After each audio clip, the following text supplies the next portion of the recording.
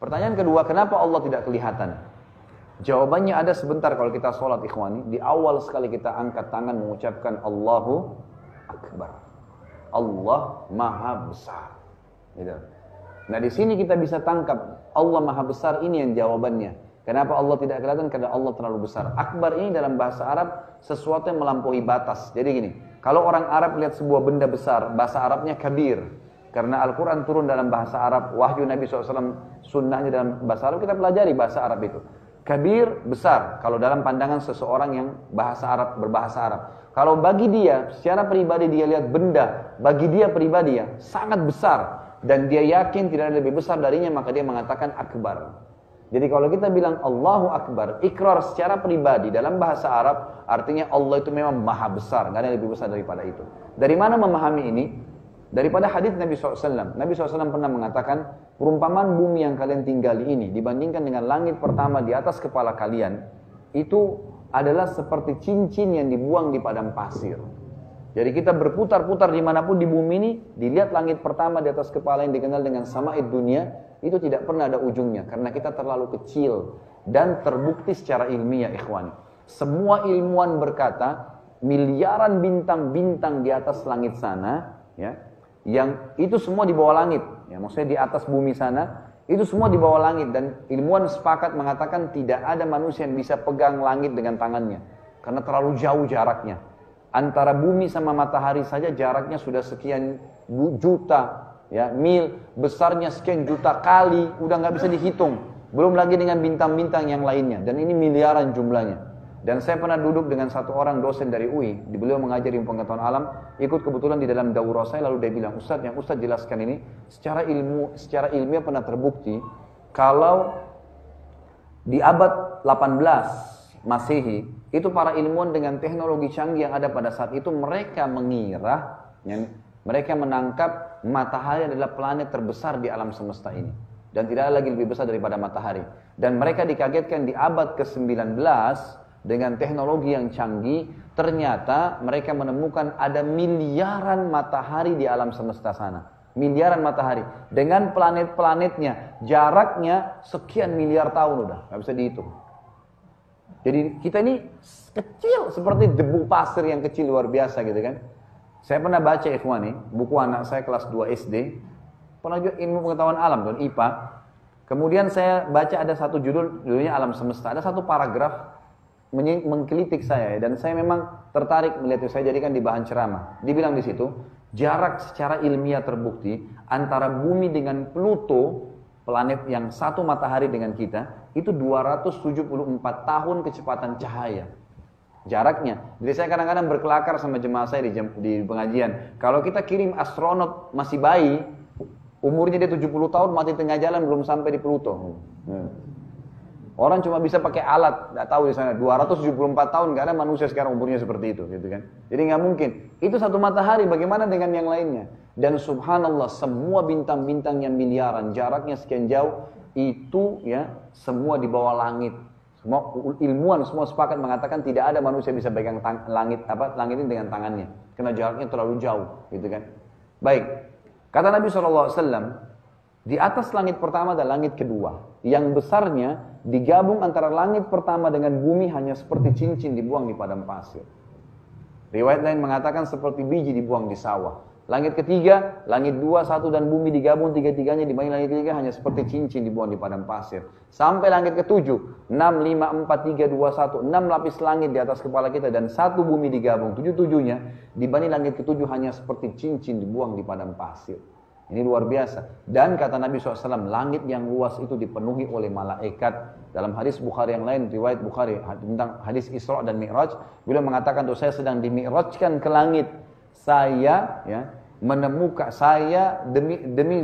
demi zat yang umumkan dalam genggamannya, tidak ada tempat yang saya lewatin di langit sana ukuran 4 jari tangan manusia kecuali ada malaikat yang sedang sujud atau ruku, penuh dengan malaikat, gitu kan, penuh, luar biasa jumlah malaikat ini. Maka kata Nabi SAW juga dalam hadis lain, di langit ketujuh ada rumah namanya Baitul Ma'mur. Dalam surah At-Tur wal Baitul Ma'mur, tempat tawafnya malaikat. Kata Nabi SAW dalam hadis sahih, setiap hari 70.000 malaikat masuk ke dalamnya. Riwayat lain mengatakan tawaf pergi, gak akan pernah kembali lagi.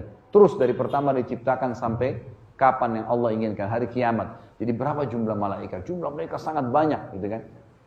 Ringkasnya adalah di atas langit ketujuh kata Nabi SAW ada sebuah tempat namanya Sidratil Muntaha. Dan Nabi SAW mengatakan besarnya Sidratil Muntaha digabung antara 7 lapis langit dan bumi 8-8-nya hanya seperti cincin dibuang di padang pasir. Lantasnya lagi ada Allah ciptakan sebuah lautan. Dan kalau kalian ingin, kata Nabi SAW, bacalah firman Allah, wa kana arsyu alal ma', dan singgasananya Allah ada di atas air. Lautan itu kata Nabi SAW besarnya digabung antara Sidratil Muntaha, 7 lapis langit dan bumi 9-9-nya hanya seperti cincin dibuang di padang pasir. Dan arsh ya, ini dibanding lautan ya. Dan arshnya Allah digabung antara lautan. Jadi kita ini ada dalam lautan dan lebih halus dari sekian juta kali debu yang ada di lautan itu. Kata Nabi SAW, dan arshnya Allah digabung antara lautan tadi, Sidratil Muntaha, 7 lapis langit dan bumi, 10-10-nya hanya seperti cincin dibuang di padang pasir. Itu arshnya Allah. Dan kata Nabi SAW, Allah di atasnya akbar. Allah lebih besar. Jadi kalau antum tanya kenapa saya nggak bisa lihat Allah, karena Allah terlalu besar, nggak bisa dijangkau dengan mata manusia. Untuk lebih jelasnya, coba kita renungi sama-sama. Jam berapa azan dulu?